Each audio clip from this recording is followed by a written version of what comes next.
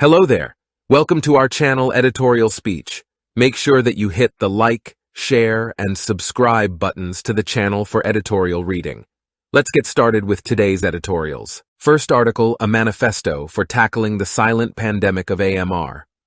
While the world is emerging from the acute phase of the COVID-19 pandemic, the very harmful but invisible pandemic of antimicrobial resistance, AMR, is unfortunately here to stay. Most countries understood in 2020 the clear and present danger of COVID-19, forcing governments, including India's, to respond with speed and accuracy.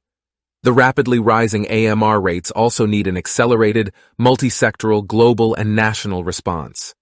In recent decades, while new drugs have revolutionized human healthcare, health experts have been struggling with disease-causing microbes that have become resistant to drugs. Global public health response has been threatened due to rising misuse and overuse of antibiotics in humans and animals. Microbial resistance to antibiotics has made it harder to treat infections such as pneumonia, tuberculosis, TB, blood poisoning, septicemia, and several foodborne diseases. AMR also imposes a huge health cost on the patient in the form of longer hospitalization, health complications, and delayed recovery. It puts patients undergoing major surgeries and treatments, such as chemotherapy, at a greater risk.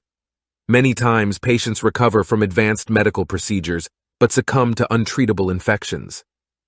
In 2019, AMR was associated with an estimated 4.95 million human deaths. A 2018 report by the Organization for Economic Cooperation and Development, OECD, warned of a phenomenal increase by 2030 of resistance to backup antibiotics, second and third line. AMR adds to the burden of communicable diseases and strains the health systems of a country. An Indian Council of Medical Research, ICMR study in 2022 showed that the resistance level increases from 5% to 10% every year for broad-spectrum antimicrobials. An Indian Network for Surveillance of Antimicrobial Resistance, INSAR study, indicated a high rate of resistance to commonly used drugs such as ciprofloxacin, gentamicin, cotrimoxazole, erythromycin, and clindamycin. India and the Muscat Conference. As the current G20 president, and as a country vulnerable to this silent pandemic, India's role is critical in ensuring that AMR remains high on the global public health agenda.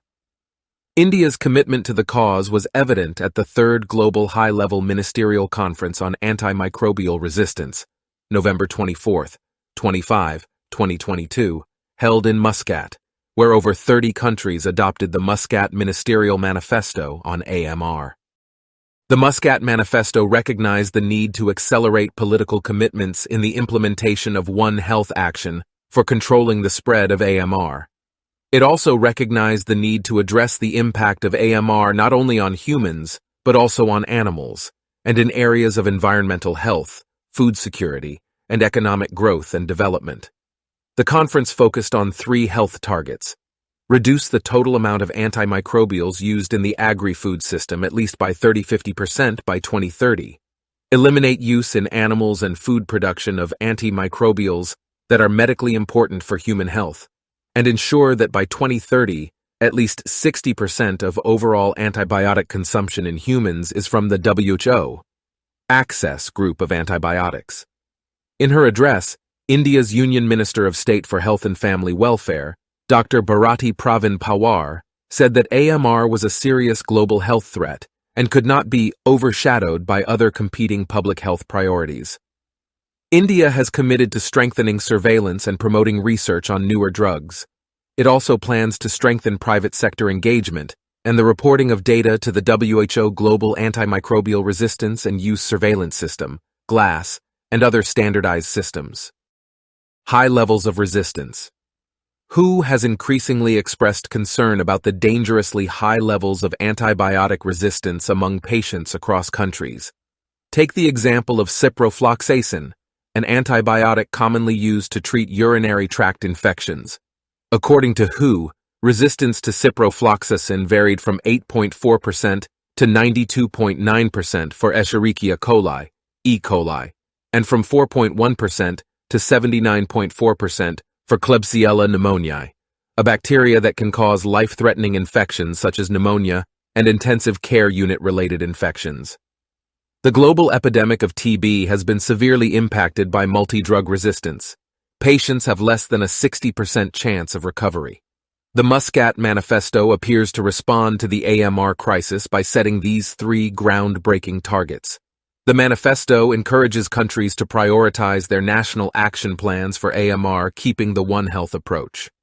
The One Health approach requires all stakeholders to work together towards an integrated program linking challenges of humans, terrestrial and aquatic animal, plant health, food and feed production, and the environment. This approach will enable the world to effectively prevent, predict, and detect the health crisis induced by AMR. Tackling AMR requires constant monitoring of antibiotic consumption, identifying the types and quantities of antibiotics being used. There is also an urgent need to reduce the usage of antimicrobials in the agri-food system. Scientific evidence suggests that the less antimicrobials are used, it is less likely that there will be an emergence of drug resistance. Countries such as the Netherlands and Thailand have decreased their usage by almost 50%. In China, the consumption of antibiotics in the agricultural sector has fallen substantially. The use of antibiotics in healthy animals to boost growth has also been reduced in the last decade in many countries, from policy to the ground level. The National Action Plan on Antimicrobial Resistance, 2017-21, emphasized the effectiveness of the government's initiatives for hand hygiene and sanitation programs, such as Swachh Bharat Abhiyan, Kayakalp, and Swachh Swasth Sarvatra. The government has also attempted to increase community awareness about healthier and better food production practices, especially in the animal food industry. The National Health Policy 2017 also offered specific guidelines regarding use of antibiotics, limiting the use of antibiotics as over-the-counter medications and banning or restricting the use of antibiotics for growth promotion in livestock. It also called for scrutiny of prescriptions to assess antibiotic usage in hospitals and among doctors. Everything in these policies now needs strong implementation on the ground. The various G20 health summits spread through 2023 offer an opportunity for India to ensure that all aspects of AMR are addressed and countries commit to progress. Some key areas for action are surveillance, both phenotypic and genotypic, of priority pathogens and sharing of data, including through WHO's Glass platform, regulatory and policy action to stop use of antibiotics that are important for human health in animals, no use of antibiotics for growth promotion in animals, more government investment in research and innovation for new antibiotics. Explore use of vaccines to prevent certain infections due to AMR organisms in humans and animals. Special focus on combating TB and drug-resistant TB. Next article. India's Sri Lankan refugees need fair consideration. It will soon be 14 years since the end of the civil war in Sri Lanka. The three-decade war that ended in May 2009 devastated the once peaceful and prosperous nation. Many civilians perished, and large sections had no choice but to flee, some within the country while others left for foreign lands having lost livelihoods and fearing for their lives. Many sought protection in India, among a population of identical ethnicity in Tamil Nadu. The vast majority traveled in boats and dinghies in desperation. They entered India in search of safety, many without travel documents, and were received and hosted by the Government of India on humanitarian grounds. The Ministry of Home Affairs, MHA, in its 2021 to 2022 annual report, states that 269 Sri Lankan refugees entered India between July 1983 and August 2012, and were provided relief including shelter, subsidized ration, educational assistance, medical care, and cash allowances. In addition to the warm welcome provided, access to public education and health facilities embodies the Government of India's recognition of the needs of Sri Lankan refugees. Sustaining assistance for decades is an example of best practices under the aegis of the Global Compact on Refugees. Slow progress. The end of the Civil War renewed hope for this nation wrecked after years of ethnic strife and displacement. The government of Sri Lanka constituted the Lessons Learnt and Reconciliation Commission in 2010. to look back at the conflict Sri Lanka suffered, as well as to look ahead for an era of healing and peace-building in the country. Its observations and recommendations on human rights, international humanitarian law, land rights, resettlement, and reconciliation are noteworthy. Since the end of the Civil War, the government of Sri Lanka and development partners initiated programs in the northern and eastern provinces with objectives of resettlement, restoration of critical infrastructure, livelihoods, and social services to the local population. This led to significant improvements: the return of internally displaced persons, IDPs, infrastructure development, expansion of agriculture and livelihoods. The government expenditure in the northern and eastern provinces during 2009-18 is reported to be $3.8 billion, with another $3.4 billion by development partners. Despite these efforts, several challenges remain, including lack of funds for recovery needs. The Easter bombings in 2019, followed by COVID-19, slowed the development process, compounded by the economic and political crises in 2022. As in the latest World Bank Sri Lanka update, poverty has more than doubled over the past few years, and poverty and vulnerability will continue to rise without appropriate support. Refugees in India. In India, 58,648 refugees are residing in 108 camps in Tamil Nadu, while 54 are in Odisha. Another 34,135 refugees registered with Tamil Nadu authorities reside outside camps. The Government of India provided Rs.